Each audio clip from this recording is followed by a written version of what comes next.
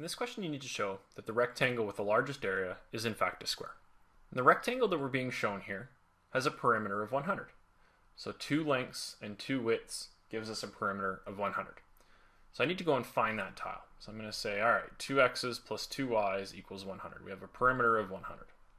If I divide everything by 2, I find out that x plus y equals 50. All right, that tile's already there.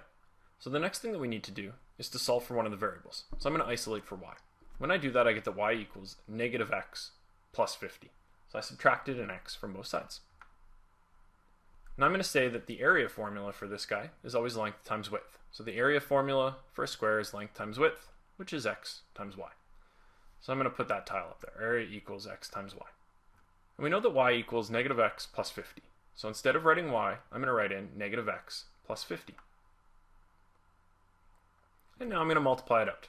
And x times a negative x gives me negative x squared. And x times 50 gives us positive 50x's. Now that's not there, but this one's awfully close.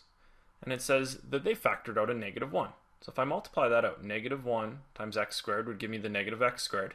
Negative 1 times negative 50x's would give me positive 50x's. So this is the same thing. They've just factored out a negative 1. Now I need to complete the square. Half of negative 50 is negative 25. Negative 25 squared is positive 625. So I need to find a tile with positive 625 and negative 625. Perfect. Now we want to finish completing the square.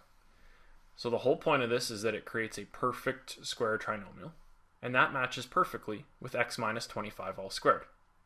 If I move this negative 625 to the outside of the brackets, remember that it's multiplying by the negative 1 out in front. So that means that I'm going to have a positive 625 on the outside of the brackets. Excellent.